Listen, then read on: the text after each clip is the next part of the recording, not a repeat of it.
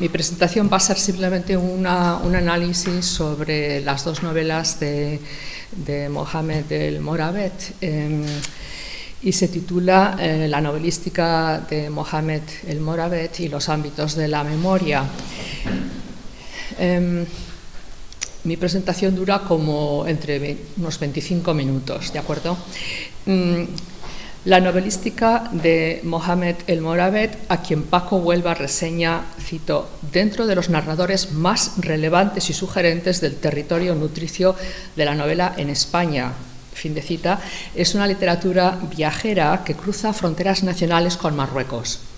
Lomas López considera escritores transfronterizos, a quienes abandonan los rasgos exotizantes para valorar, cito, una sociedad y un territorio sentido como propio por los autores, fin de cita. El-Morabet es oriundo de Alucemas, como ya sabéis, pero establecido en Madrid desde la adolescencia, por lo que su obra es una literatura de las dos orillas, que pertenece a lo que Fernández Parrilla y Calderwood denominan literaturas marroquíes diaspóricas.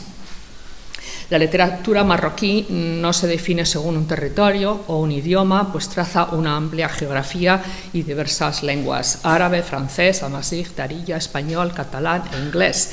Un laberinto de lenguas que produce entendimientos sorprendentes y pone en entredicho los espacios delimitantes de la literatura marroquí y, por tanto, del mismo Marruecos. Es más, El-Morabet se sitúa en otro módulo del pensamiento crítico intersticial entre la geografía literaria y la cultura literaria. Su prosa da visibilidad a esos prometedores espacios de entremedio o in-between, según Baba, que proveen un terreno para elaborar estrategias de identidad y espacios innovadores de colaboración y cuestionamiento. Por encima de todo, creo yo que sus novelas son una literatura de pérdida y de duelo, lo que en inglés se llama grief fiction, en la que la memoria batalla con la historia y supera a esta gracias a actividades como leer, dibujar o escribir, que es el refugio vital de los personajes.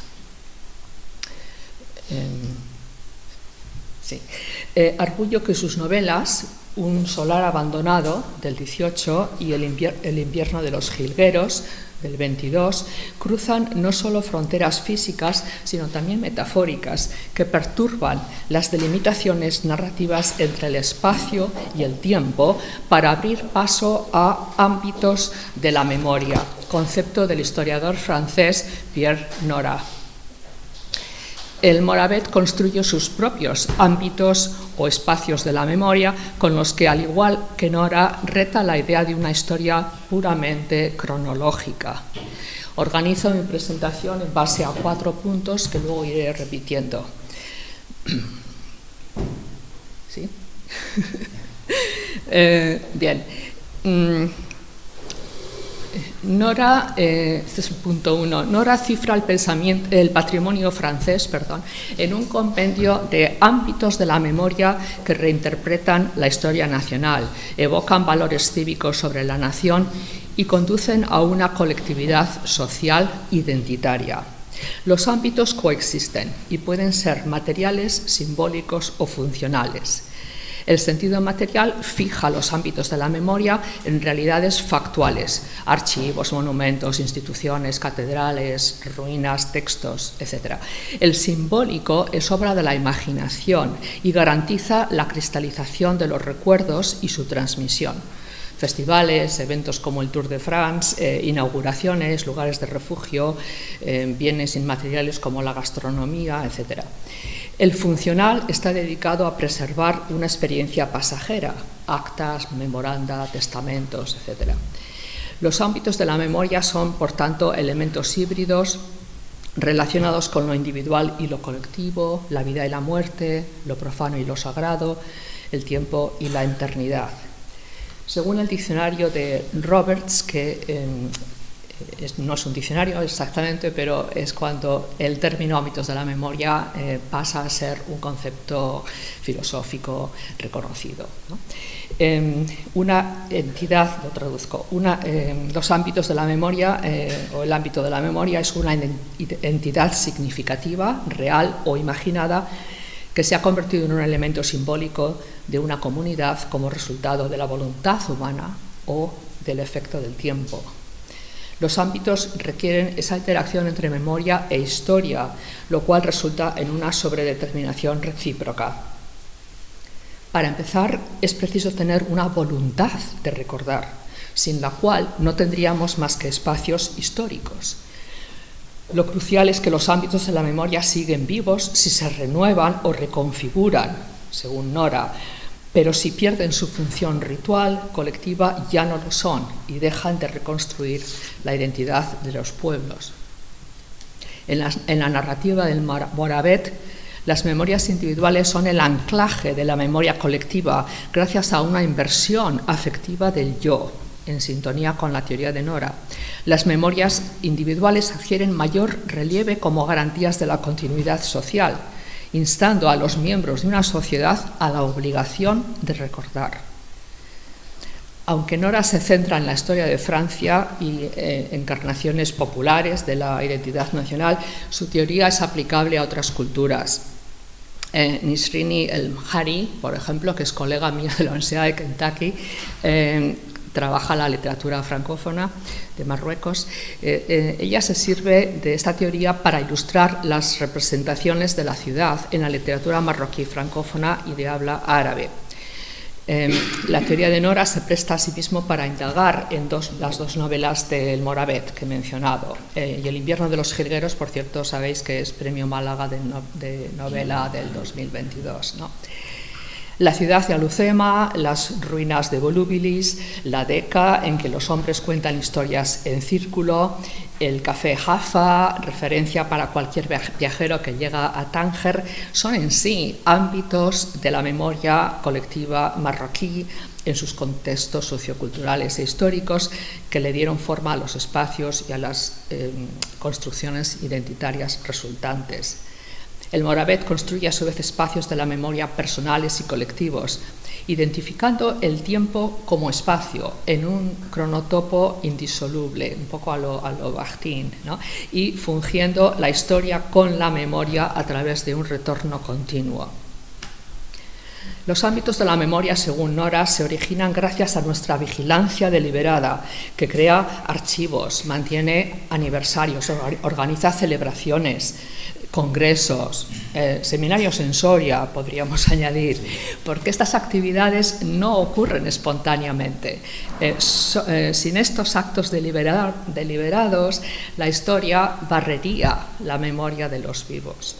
Los espacios de la memoria reciben su poder del hecho de que pertenecen a ambos ámbitos, la memoria y la historia. Son momentos desgajados de la historia y luego devueltos a ella a modo de reciclaje. De ahí, creo yo, la importancia del viaje de regreso al oikos u hogar, ¿no?, en la narrativa del Moravec para crear sus propios ámbitos de la memoria marroquí. El Moravec, no sé si he pasado un momentito. El Moravec perturba la frontera narrativa entre espacio y tiempo, de modo que la historia se mezcla con la memoria de espacios vividos. En un lugar abandonado, cuando Ismael viaja con Laia a Almucenas, cito: el humo rápidamente encontró espacio en el coche. En los asientos traseros lo llegué a imaginar sentado, escuchando con interés nuestra parca conversación. Fin de cita. El espacio atrapa al tiempo, que queda suspendido en el humo de los recuerdos. Esta disipación del tiempo permite que la narrativa del Moravec adquiera una plasticidad inusitada cuando el autor se enfoca en el quehacer diario de sus personajes, en entornos que son significativos por su valor identitario en el ámbito comunitario marroquí.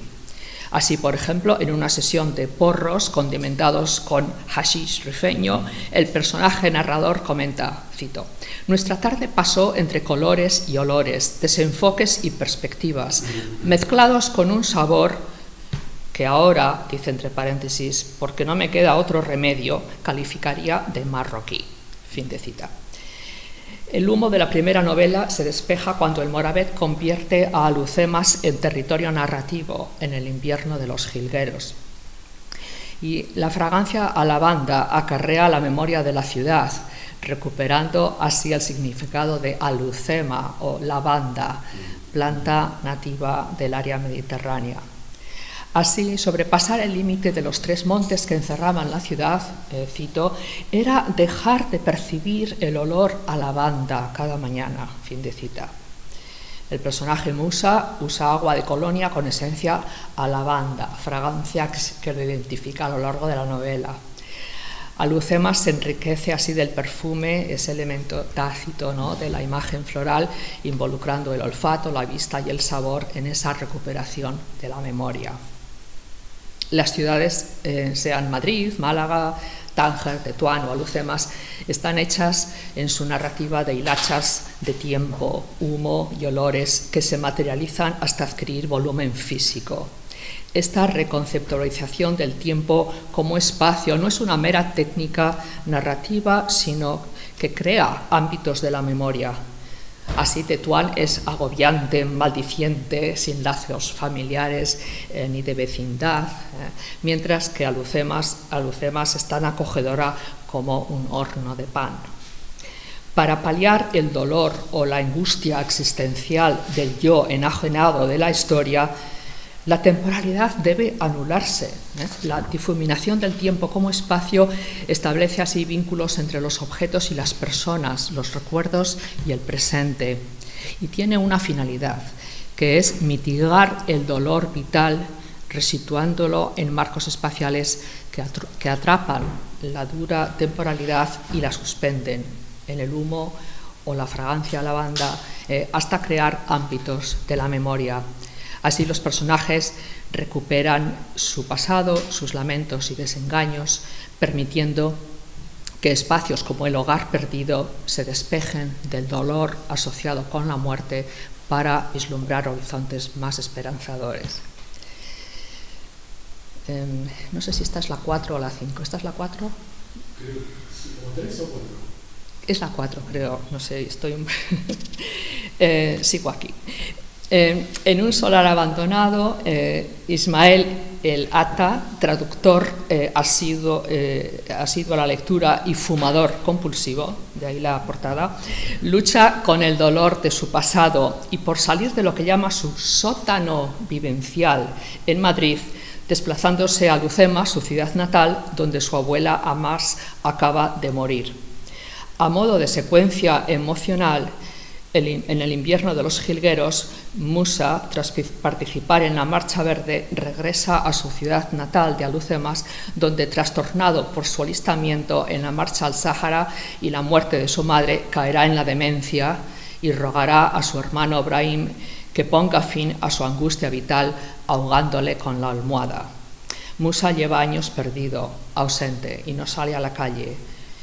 Como del desierto no se regresa, su vida se ha detenido, tal como la imagen de los ceniceros rebosantes de colillas o las colillas en el funeral del abuelo matan literalmente el tiempo en un lugar abandonado. Brahim viaja a Alhucemas, Brahim es el hermano de Musa, viaja a Alhucemas desde Tetuán, donde estudia Bellas Artes para cuidar a su hermano mayor Musa. Por su parte, Olga, profesora de arte y amante de Brahim, huye de Tetuán, asediada por su complicada relación con él en esta ciudad acosadora, para refugiarse en su Madrid natal. Los retornos de los personajes a su oikos u hogar tienen un paralelismo en grullas y jilgueros, aves que emigran con regularidad de un continente a otro, por lo que la literatura las emplea como metáforas del viaje.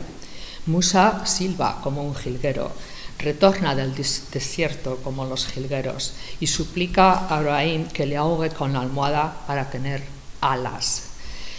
Con la pérdida de seres queridos, los viajes de retorno se vuelven imprescindibles, sobre todo para Brahim, quien internaliza el paso del tiempo de manera dolorosa y persigue la idea del hogar como refugio. Los viajes de Brahim, Musa y Olga son viajes de regreso, de retorno al hogar. Incluso los hogares de otros personajes como Román, la española Rocío o Níbil se configuran como una pérdida, un abandono y un regreso a espacios vacíos que acongojan pero que facilitan la recuperación de la memoria y su reciclaje con la historia. En el invierno de los jilgueros, Alucema crece como ciudad, pero es ante todo el barrio que Brahim recuerda, el de su hermano Musa y su madre, el de Abiba, Mimuna, Rocío. Se trata de una generación que supo convivir en armonía, con humildad, solidaridad y demás, formando un ámbito de la memoria. Pero ese mundo amenaza con descomponerse. El tiempo se paraliza tras la pérdida del hogar. El regreso de Brahim a Almucenas no recupera a la comunidad amorosa y protectora de sus recuerdos. Brahim se encuentra con un hermano enloquecido al que le escribe notas diariamente para que no olvide quién es.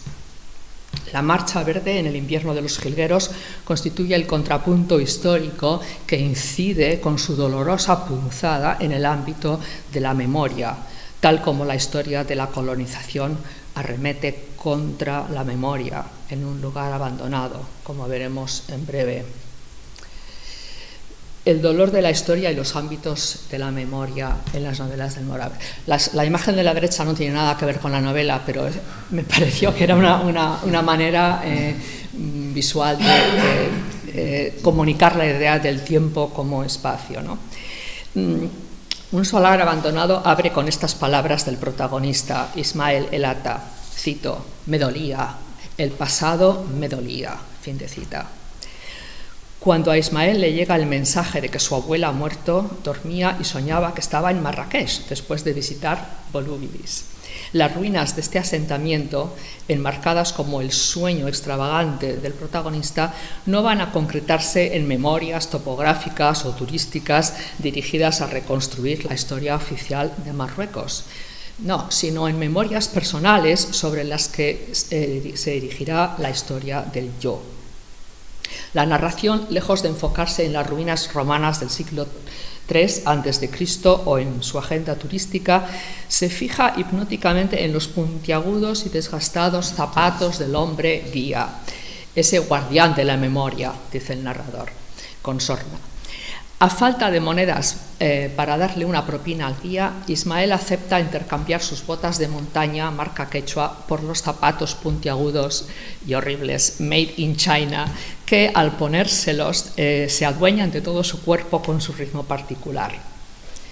Ese gesto que el guía le agradece en un amasij atildado, le permite a Ata despreocuparse de las coordenadas norte-sur con que el guía desorienta a los turistas y aceptar el absurdo de que solo ese día el sol se pone por el este y no el oeste. A partir de este incidente, el personaje deambula sin brújula e ignorando exploraciones de africanistas españoles en Marruecos. Y aquí podemos pensar en Saturnino Jiménez Noric, que se interesó en los restos romanos de Volubilis en 1884. Los vestigios de un pasado monumental no interesa en absoluto reconstruir aquí. Ismael más bien lamenta que el guía, cito, diga Volubilis en vez de Oulili, que es Adelfas, creo, en Amasij, tal como la habían bautizado antaño sus habitantes, fin de cita. Aquí vemos claramente esa tensión entre la historia y la memoria, disparada por el trauma de la colonización romana, así como las excavaciones francesas y españolas en Volubilis de épocas más recientes. Los zapatos del guía le proporcionan al yo una identidad prestada y no afirmada por la recuperación de un pasado colonial. La parada del viajero en Marrakech, donde conversa con Juan Goytisolo en la plaza Jemaa el-Fna, supone otro desencuentro, en tanto que Atta le habla en español y Goytisolo le responde en Darija, que Atta no entiende. A través del camarero traductor sabe que a Goytisolo le gustan sus zapatos puntiagudos y que el escritor español se considera el último halaiki. Por tanto, el viaje a través de los ámbitos de la memoria del yo será una andadura soñada, adoptando lo que Goytisolo llamaba medinear. Y lo hará entre una confusión de lenguas con sus zapatos made in China y el legado de los cuentacuentos marroquíes que Goytisolo reinscribió en la historia, logrando que la plaza Jemaa el-Fna fuese proclamada por la UNESCO una obra maestra del patrimonio oral e inmaterial de la ciudad. Tal como Volubilis es un espacio de la herencia cultural de la UNESCO. Mas el Moravét no necesita narrar cómo la historia reabsorbe estos espacios. Son encuentros que le sirven bien para hacer memoria y rendir homenaje a los halaikis que remiten a la alta conciencia por parte del Moravét de los comienzos de las historias, las pausas en los relatos orales, así como sus reflexiones sobre el acto de contar, indicativos de que lo marroquí tiene sus propias señas de identidad, por usar otro término de Goytisolo. En el invierno de los jilgueros hay sin duda otros toques al pasado colonial. Musa lee el episodio nacional Aita Tetauen de Galdós, mientras que Olga, la profesora de arte, se interesa en el lienzo La batalla de Tetuán, de Fortuny, pintor catalán fascinado con la poderosa luz de Marruecos. Estas referencias aluden al colonialismo español que arrancaba de la Guerra de África de 1859 y 60, tal como la visita a Volubilis en un solar abandonado remitía a la arqueología llevada a cabo en Marruecos por asociaciones africanistas y geográficas españolas. Estas referencias al pasado colonial de España en Marruecos podemos leerlas como advertencias contra el olvido impuesto por los imperios y las historias de las civilizaciones. En el invierno de los jilgueros, los paisajes humanos se configuran como memoria.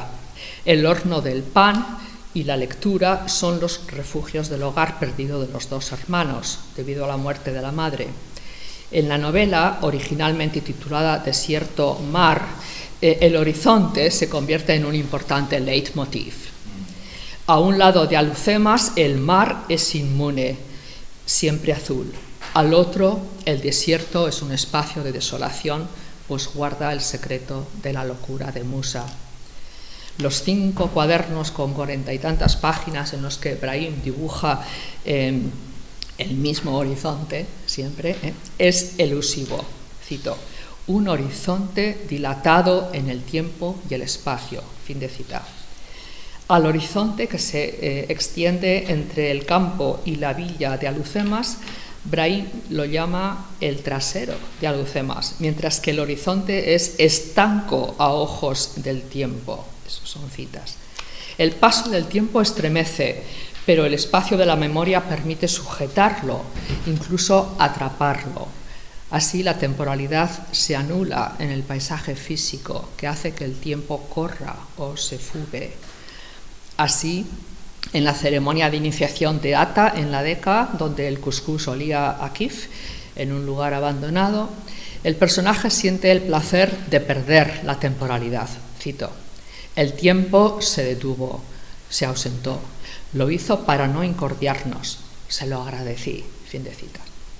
En el invierno de los jilgueros, el lector aprende de Olga que los lienzos contienen inquietantes instantes de visión, porque son, cito, espacios sin tiempo, que disuelven los límites entre objeto y sus fondos. Fin de cita.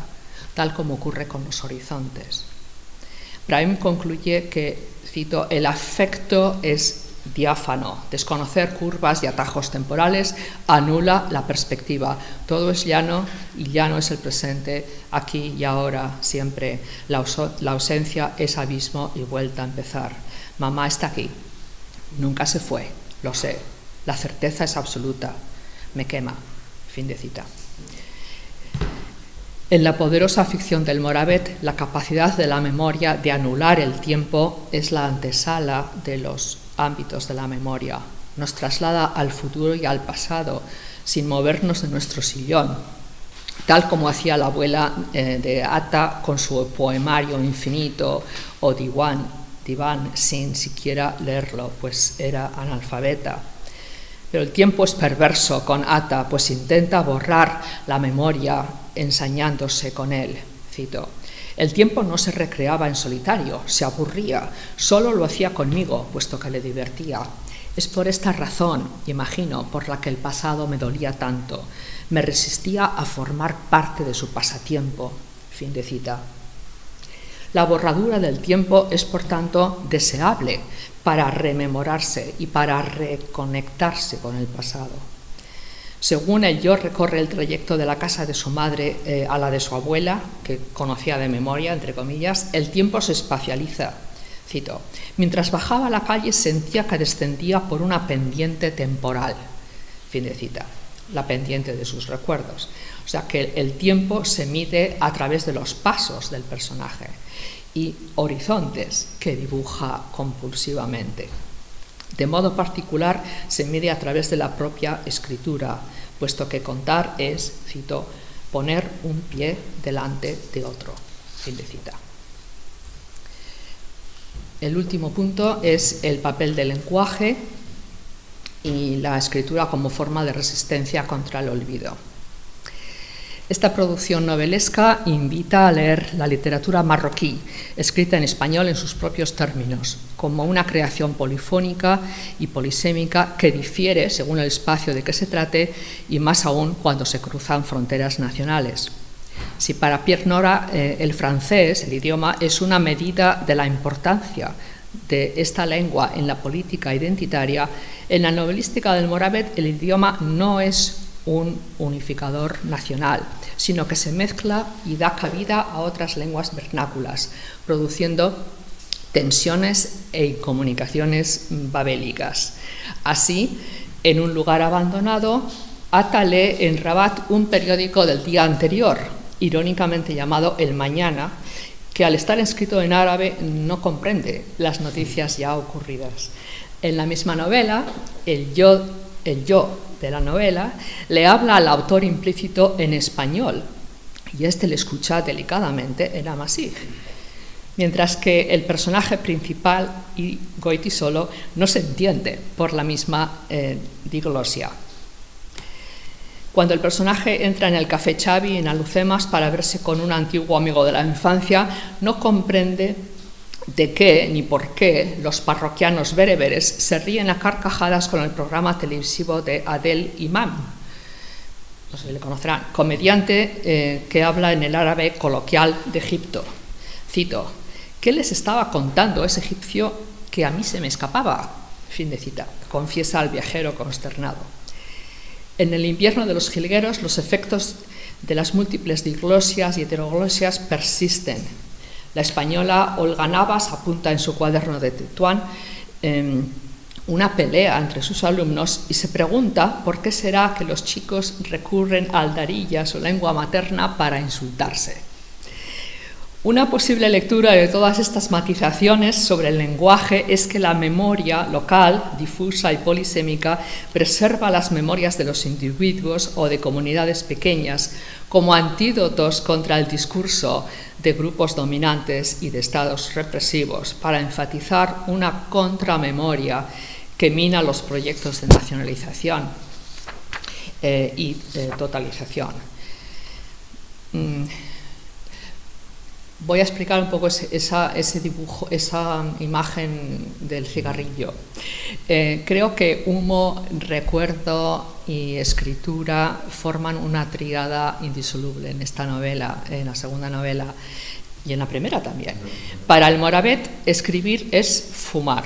El bolígrafo de Atta es, cito, un cigarrillo ficticio, cuya escritura, como el espléndido humo en un lugar abandonado, se instala en bares y coches y eventualmente ese humo apacigua y libera El humo del cigarro de los protagonistas de ambas novelas, sea el rubio Fortuna en Madrid o el tabaco negro de los Casa Blu en Alhucemas, es idóneo para viajar en los recuerdos. Cito: navegaba con el humo de mi añoranza, fin de cita, con lo que la memoria se abre camino.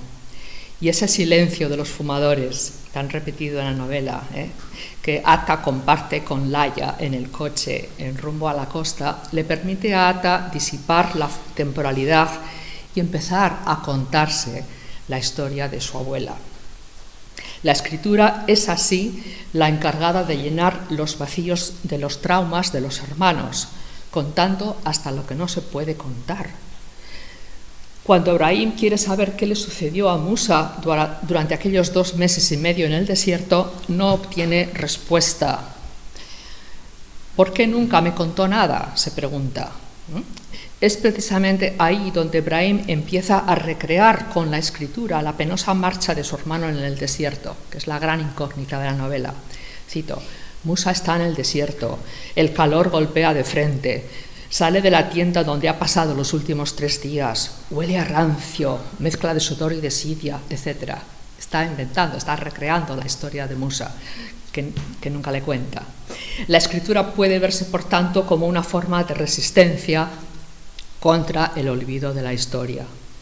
El marco de un Marruecos babélico y plural arremete contra la memoria que la historia oficial y monolítica imprime en sus intentos de trascender lo local y los límites regionales. Concluyo.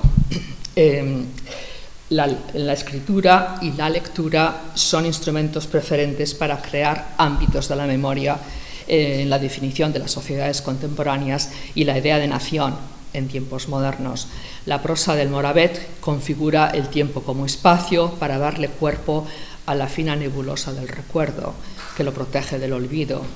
De ahí las imágenes recurrentes en ambas novelas de dolorosos elementos temporales convertidos en espacios. La ausencia se simboliza en un solar abandonado, el dolor se consume fumando cigarrillos, la nostalgia se asume en viajes de regreso, el trauma se plasma en inquietantes versiones pictóricas de un mismo horizonte. Todo esto hace que el horizonte que se deja atrás y el que se tiende delante se difuminen en su infinitud y que pasado y futuro pierdan relieve en un presente diáfano y plano, permitiendo que los personajes tomen sus decisiones con un sentimiento de libertad y responsabilidad hacia el futuro. Los espacios absorben el dolor de los recuerdos, el del tiempo suspendido, y lo devuelven en forma de lugares de refugio, como el horno de pan en el invierno de los jilgueros, o el sillón de lectura en un solar abandonado. Pero quizás el más emancipador de los ámbitos sea la escritura y la lectura, sin olvidar las artes visuales. Pero leer y escribir sirven así como espacios, creo yo, para la curación en la novelística del Moravet. Para Pierre Nora, la memoria es, como la identidad, un deber, una responsabilidad colectiva que nos lleva a la liberación.